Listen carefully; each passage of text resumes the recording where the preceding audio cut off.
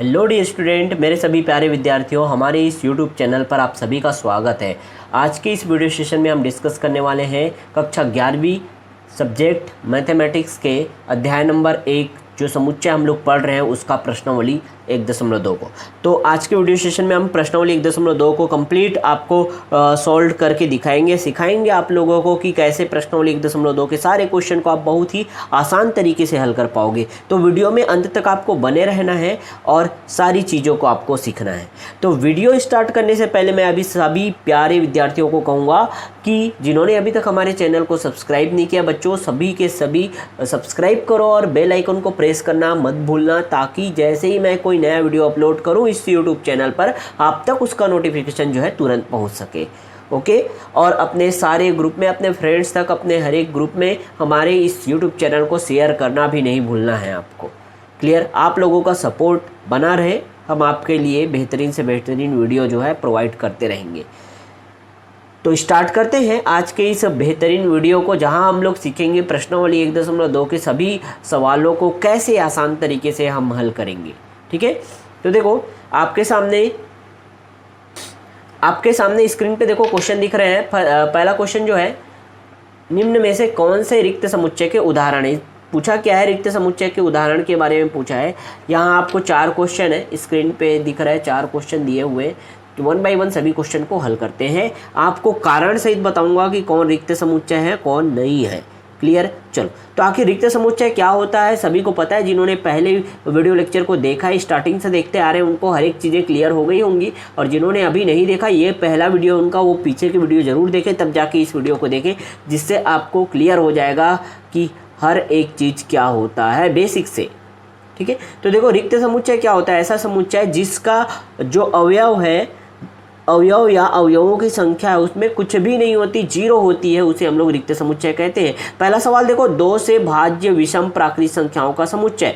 2 से भाज्य विषम प्राकृत संख्याओं का समुच्चय। अच्छा, विषम प्राकृत संख्या कौन कौन से होते हैं, तो हम जानते हैं भाई, चूंकि विषम प्राकृत संख्या कौन कौन से थे, लिख लो चलो। विषम प्राकृत संख्या, तो विषम प्राकृत संख्या कौन कौन से होते हैं, 1, 3, 5, 7, 9, 11, इस तरह से चलते जाते हैं 13। ठीक है, इस तरह से चलते जाएंगे सारे के सारे, इधर जो संख्या है विषम प्राकृत संख्या कहलाएंगे। ये बात क्लियर हुआ।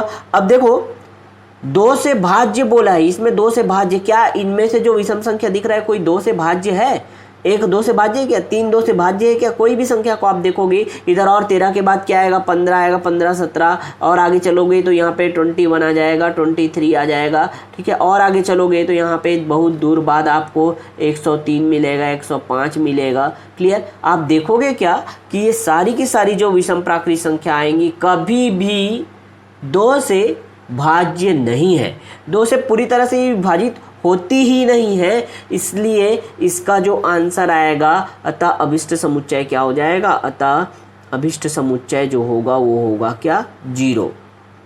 क्लियर? अभिष्ट समुच्चय कितना लिख सकते हैं हम लोग इसको, अभिष्ट समुच्चय जो है खाली डिब्बा रख दो, या आप 5 भी लिख सकते हो। अतः यह क्या है, यह रिक्त समुच्चय है। बहुत आसान था, इसी तरह से आपको समझना है। क्लियर है ना? नेक्स्ट क्वेश्चन देखें, ये आपका आंसर हो गया। तो रीजन सहित हम लोगों ने बताया, क्या कारण था वो हम लोगों ने देखा। ओके, नेक्स्ट क्वेश्चन देखते हैं जो आपके सामने दिख रहा है स्क्रीन पे, सम अभाज्य संख्याओं का समुच्चय। अब सम अभाज्य संख्याओं का समुच्चय क्या हो सकता है, सम अभाज्य संख्याओं का समुच्चय आपको बताना है। ठीक है, तो सम अभाज्य संख्या, आपको अभाज्य संख्या चाहिए। अभाज्य संख्या किसको कहते हैं पता है ना? अभाज्य संख्या ऐसी संख्या होती है जो स्वयं से या अपने आप से, या कह सकते हैं 1 से डिवाइड होता है बस। ठीक है, जैसे उदाहरण में अगर मैं लूँ तो 7 को आप देखोगे तो ये 7 जो है या तो 1 से डिवाइड होगा, 1 से भाज्य होगा पूरी तरह से, या 7 जो है 7 से ही होगा, और कोई भी संख्या नहीं है 7 को विभाजित करने के लिए। अतः 7 क्या है, एक अभाज्य संख्या है। चलो, अभाज्य संख्या तो मैंने बता दिया, लेकिन यहाँ पे क्या कहा है, क्वेश्चन में कहा है कि सम अभाज्य संख्या। अच्छा, तो सम अभाज्य संख्या सोचो, क्या 4 सम अभाज्य संख्या हो सकता है? सम संख्या भी सोचना और अभाज्य भी होना चाहिए। तो 4 तो नहीं हो सकता क्योंकि वो 2 से भी भाग जाता है, 4 से भी जाता है, 1 से भी जाता है। अगर हम लोग आगे चले तो 12 को चेक करेंगे तो 12 भी नहीं हो सकता। अच्छा पीछे चल के देखते हैं, पीछे तो हमारे पास क्या है, संख्या 2 है। 2 को हम 2 एक सम संख्या है, बिल्कुल 2 एक सम संख्या है और यह अभाज्य भी है। आप देख सकते हो 2 जो है एक ऐसी सम संख्या है जो एकमात्र अभाज्य संख्या है। सम संख्या में, सम संख्याओं के समूह में एकमात्र अभाज्य संख्या कौन है? वो है 2। तो सम अभाज्य संख्या कौन होगा? तो यहाँ पे बता देना है, सम अभाज्य संख्या जो होगा, सम अभाज्य संख्या कौन होगा? तो सम अभाज्य संख्या जो होगा वो होगा कितना? 2। तो यहाँ पे देखो क्या रिक्त समुच्चय आया यहाँ पे? नहीं ना। तो आप बोलोगे क्या? अतः यह रिक्त समुच्चय नहीं है। दोनों क्वेश्चन समझ आ गया। थर्ड क्वेश्चन पे आते हैं। देखो थर्ड क्वेश्चन क्या दिया हुआ है, x जहाँ x एक प्राकृतिक संख्या है और x का जो मान है वो 5 से कम और साथ ही साथ x जो है 7 से बड़ा है। 5 से कम होना चाहिए और 7 से बड़ा होना चाहिए, साथ ही साथ बोल रहा है। मतलब ऐसी संख्या का क्या कोई पॉसिबल, ऐसी संख्या क्या संभव है जो 5 से छोटा हो और 7 से बड़ा हो, है ना? तो क्या लिखोगे इसका? ऐसा तो कोई संख्या होगा ही नहीं भाई जो 5 से छोटा हो और 7 से बड़ा हो। ऐसे कैसे पॉसिबल हो सकता है? 7 से बड़ा चाहिए हमको और 5 से छोटा, वो भी एक साथ, साथ ही साथ बोल रहा है। तो ऐसा तो संभव नहीं है। क्लियर क्या हुआ बच्चों? समझ आया? तो क्या कह सकते हो? ऐसा कोई भी संभव नहीं है। अतः यहाँ पे लिख देना, संभव नहीं है। अतः जो समुच्चय होगा, या अभिष्ट समुच्चय भी लिख सकते हो आप इसको, अभिष्ट समुच्चय जो होगा वो आप रिक्त लिख सकते हो या फाई भी लिख सकते हो। मैं संकेत आपको दिखाया था, तब क्या बोलोगे? यह रिक्त समुच्चय है। आंसर लिख देना इसको। ठीक है, क्लियर हुआ? ये जो है मैं रफ में वर्क कर दिया हूँ, तो रफ वर्क समझ लेना। जो हमको मेन आंसर लिखना है यहाँ दिख रहा है आप लोगों को। लास्ट क्वेश्चन देखें, पहले क्वेश्चन का लास्ट क्वेश्चन देखो यहाँ पे दिया है, y जहाँ y किन्हीं भी 2 समांतर रेखाओं का उभयनिष्ठ बिंदु है। y जहाँ y जो है क्या बोला है?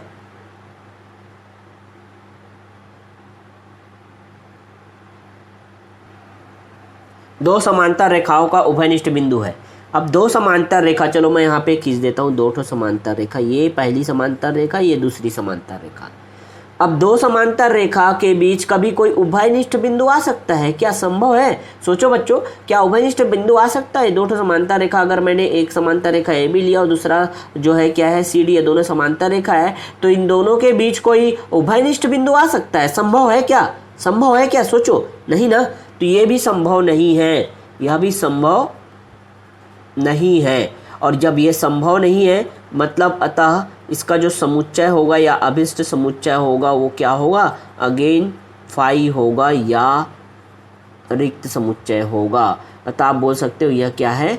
रिक्त समुच्चय है। मतलब आपके पास ये जो 4 क्वेश्चन दिख रहे थे उसमें से कौन कौन रिक्त हुए और कौन कौन जो है रिक्त नहीं है। क्लियर हो गया? तो एकमात्र जो है ये सेकंड जो है वह रिक्त समुच्चय नहीं है। बाकी आप देखोगे तो पहला, तीसरा, इतना क्वेश्चन क्लियर हुआ। चलो नेक्स्ट पेज पे आते हैं, नया क्वेश्चन देखते हैं। जो फर्स्ट क्वेश्चन पूरा कंप्लीट हो गया, आप लोगों को समझ आ गया पूरा। सेकंड क्वेश्चन देखते हैं। चलो ये सेकंड क्वेश्चन आपकी स्क्रीन पे दिख रहा होगा। दूसरा क्वेश्चन जो है, निम्न में से कौन परिमित और कौन अपरिमित है? अब देखो यदि परिमित और अपरिमित समुच्चय नहीं जानते तो भैया आपसे ये नहीं होने वाला है। क्लियर है ना? इसीलिए मैंने कहा कि आप स्टार्टिंग से वीडियो देखो, सभी वीडियो देखो और चीज़ों को अगर समझ गए हो तब आपसे बहुत ही आसान आपको लगने लगेगा ये। अब परिमित और अपरिमित क्या होता है आपको परिभाषा बिल्कुल पता है, तो हम लोग स्टार्ट करते हैं सीधा इसको हल करना। देखो फर्स्ट क्वेश्चन क्या दिया है आपको? फर्स्ट क्वेश्चन दिया है कि वर्ष के महीनों का समुच्चय आपको बताना है। तो वर्ष के महीने कौन कौन से होते हैं आपको बताने हैं। वर्ष के महीने कौन कौन से होते हैं ये तो सभी को पता है। कितने? 12 महीने होते हैं। एक वर्ष में कितने होते हैं? 12 महीने होते हैं। जनवरी, फरवरी, मार्च, अप्रैल, मई, है ना? तो आप क्या लिखोगे इसको बता सकते हो? वर्ष के महीने, वर्ष के महीने आप लिखोगे या वर्ष के महीने जो आप बता सकते हो कौन कौन से होंगे? तो जनवरी, फरवरी, मार्च, अप्रैल। ठीक है, इस तरह से आप लिखोगे ठीक, लास्ट में क्या आएगा, दिसंबर आएगा। कुल 12 महीने, कुल कितने महीने होते हैं, 12 माह होते हैं। ये बात क्लियर है। अब देखो इसकी संख्या क्योंकि निश्चित है, निश्चित संख्या है, मतलब यह क्या होगा, यह एक परिमित समुच्चय है। अतः आप बोल सकते हो अतः यह परिमित समुच्चय है, अतः यह परिमित समुच्चय है। क्लियर हो गया, ये बात समझ आया। चलो नेक्स्ट देखें, दूसरा जो क्वेश्चन है, देखो इसमें यहाँ क्या बोला है, 1 2 3 यहाँ पास दे दिया और डैश डैश डैश कर दिया है।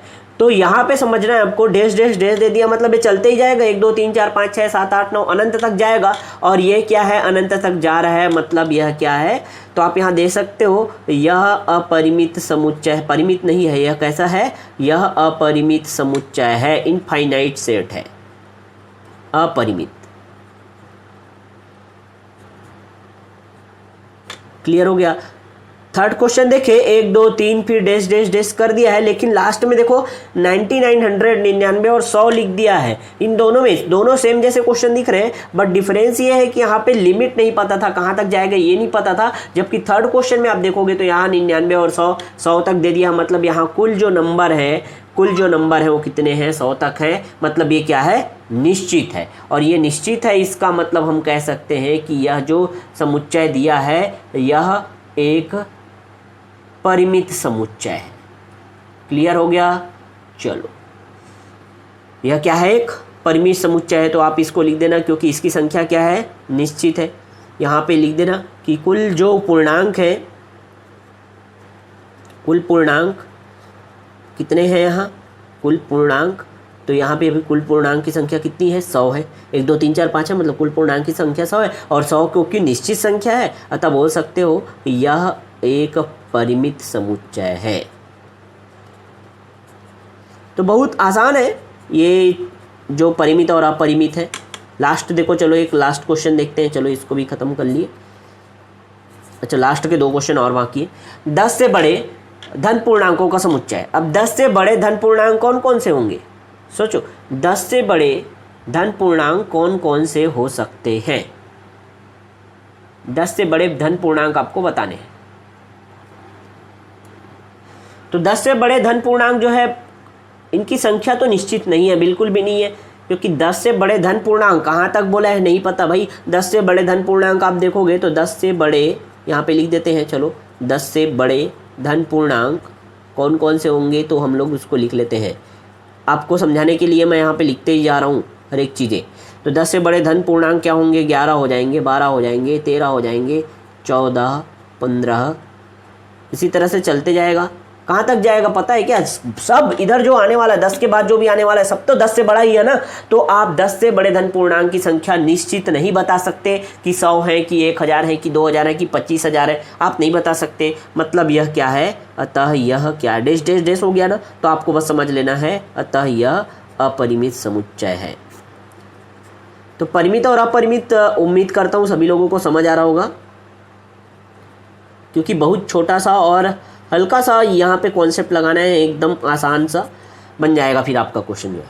लास्ट क्वेश्चन देखिए, इसमें से सेकंड क्वेश्चन का लास्ट जो है, 99 से छोटे अभाज्य पूर्णांकों का समुच्चय। तो 99 से छोटे अभाज्य पूर्णांकों का समुच्चय, 99 से छोटे, वहाँ पे लास्ट बोल दिया 99 से छोटे अभाज्य, तो आप लिख लो 99 से छोटे अभाज्य। ठीक है। अब 99 से छोटे अभाज्य को अगर आप यहाँ पे खोजोगे तो देखो 99 से छोटे अभाज्य क्या हो जाएगा, 2 होगा, 3 होगा, 5 होगा, 7 होगा। ठीक है, समझ रहे हो ना, अभाज्य संख्या को लिखना ही है आपको। इसी तरह से 11 हो जाएगा, 13 हो जाएगा, उसके बाद और भी आप सोचोगे तो 17 हो जाएगा। ठीक है, डैश डैश डैश डैश करें और 99 से छोटे में और गए तो हम लोग हो जाएगा कितना, 93 हो जाएगा।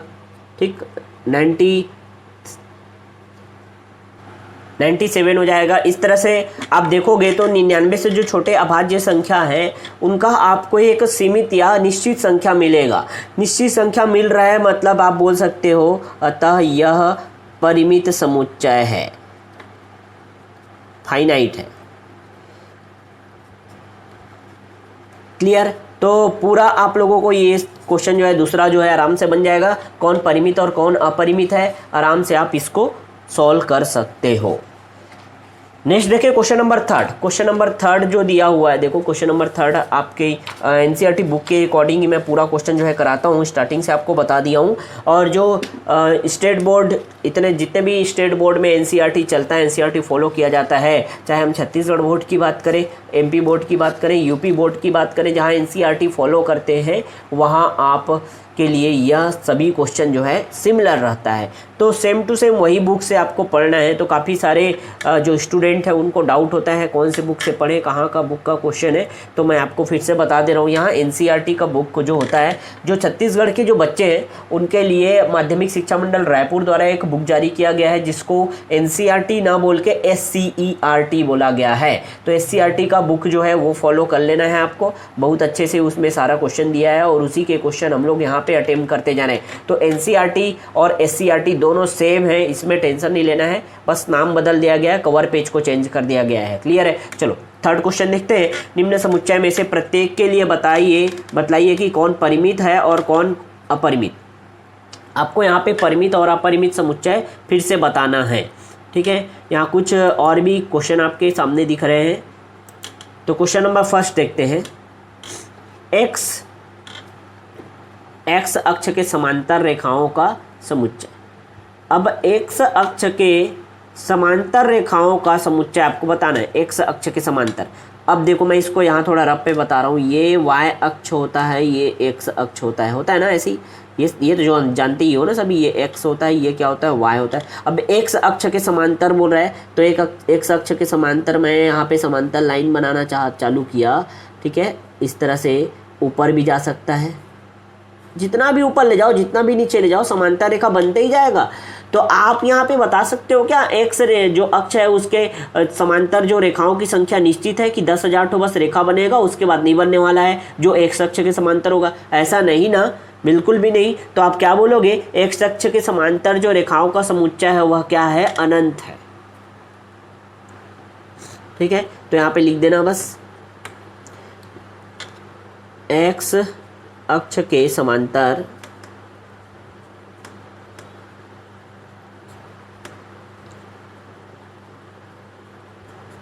रेखाओं का समुच्चय क्या होगा, रेखाओं का समुच्चय अपरिमित होगा। क्यों होगा, क्लियर हुआ? कोई लिमिट है क्या, कोई निश्चित संख्या है क्या? बिल्कुल नहीं ना, समझ आया। सेकंड देखें, अंग्रेजी वर्णमाला के अक्षरों का समुच्चय यदि आपको बनाना है, अंग्रेजी वर्णमाला के अक्षर कौन कौन से होते हैं। ठीक है, तो अंग्रेजी वर्णमाला में आप देखोगे अंग्रेजी वर्णमाला के अक्षरों का समुच्चय, तो अंग्रेजी वर्णमाला में जितने भी अक्षर आते हैं उसको लिख दो आप, अंग्रेजी वर्णमाला। अब अंग्रेजी वर्णमाला में क्या क्या आता है, तो आपने लिख दिया ABCD, करते करते कहाँ तक लिख दिया आपने, Z तक। मतलब इसकी संख्या क्या है, निश्चित है, अतः यह कैसा होगा, परिमित समुच्चय है। क्लियर हो गया दोनों का आंसर। आगे चले, थर्ड क्वेश्चन देखो। थर्ड क्वेश्चन में आपको मिलेगा क्या, उन संख्याओं का समुच्चय जो 5 के गुणज है। तो 5 के गुणज, अब 5 के गुणज आपको लिखना है। तो 5 के गुणज जो है, 5 हो गया, 10 हो गया, 15 हो गया, 20 हो गया, क्या ये कहीं रुकने वाला है, 100 हो गया, और भी आगे जाओगे, जाते ही जाएगा, इसकी संख्या निश्चित नहीं है, अतः यह अपरिमित समुच्चय है।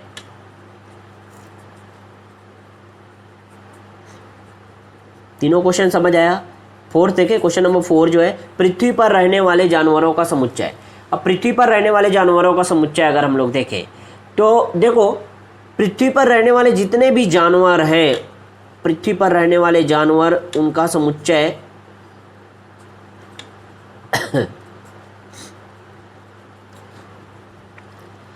पृथ्वी पर रहने वाले जानवरों का समुच्चय जो है, या जानवरों की जो संख्या है वो निश्चित है।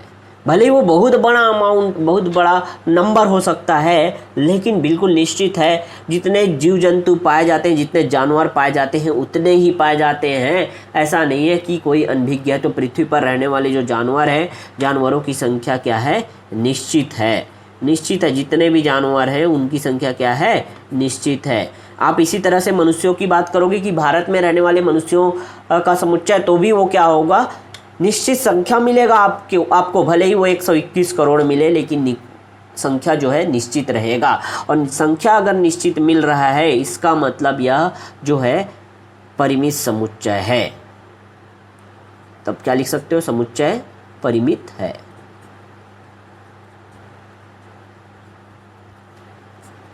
और कोई डाउट?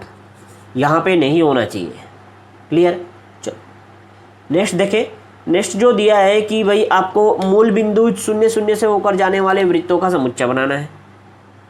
अब मूल बिंदु देखो, मूल बिंदु किसको कह रहा है?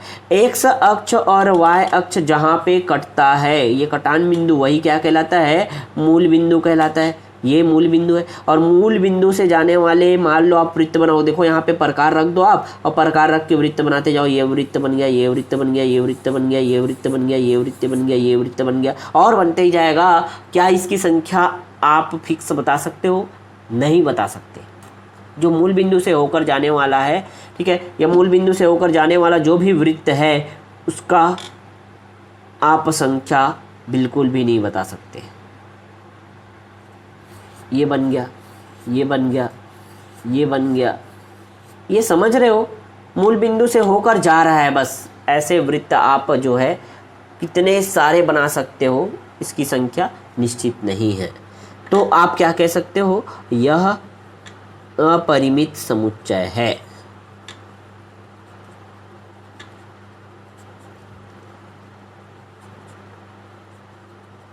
क्लियर हुआ?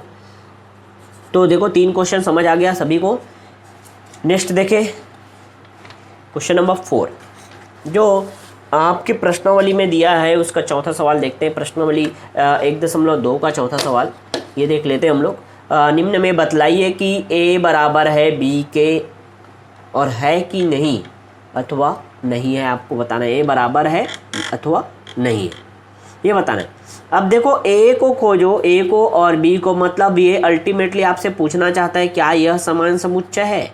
तो यहाँ पे देखोगे, यहाँ पे a तथा b के अवयव समान है। अब देख लो, यहाँ पे a, यहाँ पे भी a, यहाँ पे b, यहाँ पे भी b, यहाँ पे c, यहाँ पर भी c, और यहाँ पर d है, यहाँ पर भी d है। क्रम भले ही विपरीत है, लेकिन उनके अवयव जो हैं वो समान है। तो आप क्या लिखोगे? a तथा b के अवयव समान हैं। और जब अवयव समान है, अतः आप क्या कह सकते हो? a बराबर है b के। क्लियर? समान समुच्चय जो मैंने आपको पढ़ाया था, बस वही तो आपको फॉलो करना है यहाँ, ठीक है ना।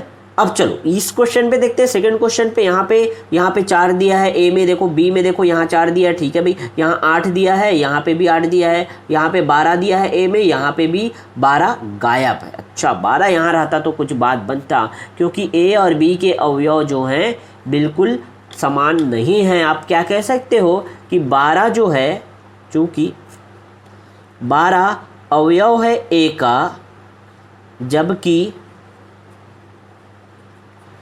12 अवयव नहीं है b का।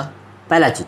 दूसरा चीज, 16 तो दोनों में है, लेकिन 18 देखो, 18 b बस में, और भी बता सकते हो, तथा 16 अवयव है b का, जबकि 16 अवयव नहीं है a का। और ऐसे कंडीशन में जब कोई भी एक अवयव दोनों में नहीं रहते, तब आप कह सकते हो, मतलब सभी अवयवों की संख्या समान होनी चाहिए, और साथ ही साथ जितने अवयव उसमें दिए हैं वही सेम अवयव जो है दूसरे में भी होना चाहिए, तभी आप बोलोगे बराबर हैं। तो यहाँ बोल सकते हो, अतः a और b बराबर नहीं है। क्यों नहीं है? क्लियर हुआ? चलो थर्ड क्वेश्चन देखें। थर्ड क्वेश्चन देखो, a बराबर क्या दिया? 2 4 6 8 10 दे दिया, और b बराबर क्या दे दिया है? x, जहाँ x समधन पूर्णांक है और x का मान 10 या 10 से छोटा है। समधन पूर्णांक कह रहे हैं, ध्यान रखना समधन पूर्णांक, तो धनात्मक संख्या में जाना है क्योंकि पूर्णांक जो है धनात्मक और ऋणात्मक दोनों हो सकता है, लेकिन ये सम बोला है, धन बोला है और सम भी बोला है, सम संख्या। तो ए का जो आंसर है, तो यहाँ पे जब आप बनाओगे तो ए बराबर तो दे दिया है, डायरेक्ट दे दिया है, ए बराबर क्या दिया है 2 4 6 8 और 10 दिया है। और प्रश्नानुसार तथा बी बराबर, देखो प्रश्नानुसार क्या होगा, तो प्रश्नानुसार बी को पढ़ा हम लोगों ने, और इसका भी समधन पूर्णांक बनाना है और वो भी 10 के बराबर या 10 से छोटा होना चाहिए बोल रहा है, मतलब 2 4 6 8 और 10 यही होगा। ए और बी बराबर है, अतः आप लिख सकते हो क्या कि ए और बी जो है वो समान है, इक्वल है। नेक्स्ट देखें तो ये जो फोर्थ जो हमारे पास आ गया, फोर्थ क्वेश्चन देखो उसमें क्या दिया है, x, जहाँ x क्या है संख्या 10 का गुणज है, और संख्या 10 का गुणज है, इसका मतलब यहाँ पे हम इसको बनाएं अगर, तो 10 का गुणज क्या क्या होगा, 10 20 30 40 50 60 डिस चलते ही जाएगा। ठीक है, इसी प्रकार आप b को देखो, b तो डायरेक्ट दिया है आपके पास, b क्या दिया है इस क्वेश्चन में, 10 दिया है, 15 20 25 30 ये क्रम चल रहा है। आप यहाँ देखोगे कि 15 जो है, यहाँ 15 आप लिख देना, 15 या 15 जो है अवयव है b का, लेकिन 15 अवयव नहीं है a का। ठीक है, इस कंडीशन में जब ऐसा केस दिखा रहा है, अतः आप कह सकते हो कि a और b जो है बराबर नहीं है। एक भी अवयव अगर जो है इक्वल नहीं होता, तब आप क्या बोलोगे कि वो बराबर नहीं है। ठीक, समझ आया? चलिए आगे क्वेश्चन की तरफ चलते हैं। देखो क्वेश्चन नंबर 5 और 6 6 क्वेश्चन है, तो आते हैं लास्ट पेज पे जहाँ पे दोनों क्वेश्चन कवर हो जाएंगे। क्वेश्चन नंबर 5 और 6 देखते हैं। चारों क्वेश्चन समझ आ गया सभी को? ठीक है बच्चों, अभी देखो क्वेश्चन नंबर 5 देखो 5 क्या है, क्या निम्न समुच्चय युग्म समान है, कारण सहित बताना है आपको। इसको भी सेम टाइप का सवाल, समान समुच्चय पूछा है, तो यहाँ पे देखो a बराबर क्या दे दिया, a बराबर दे दिया है पहले से, ऑलरेडी गिवन है ये 1 और 2, और अगर हम 2 और 3 दिया है। और यहाँ पे देखो b बराबर क्या है, b बराबर x जहाँ x समीकरण x² प्लस 5x प्लस 6 का एक हल है। अब देखो मैं यहाँ पे समीकरण हल करना आपको सिखा देता हूँ भाई। यहाँ पे डायरेक्ट आपको हल लिखना है, ये एक वर्ग समीकरण है, और वर्ग समीकरण को कैसे हल कर सकते हैं, मध्य पद को तोड़कर। तो ये मध्य पद को ऐसे तोड़ना है, ऐसा संख्या सोचना है जिसको जोड़ने पर 5 आए, जोड़ने या घटाना कुछ भी कर सकते हो आप, 5 आना चाहिए, वो भी धन 5, और गुणा करने पर 6, और क्योंकि यहाँ पे कुछ नहीं है मतलब 1 है, तो 6 कम 6 आना चाहिए।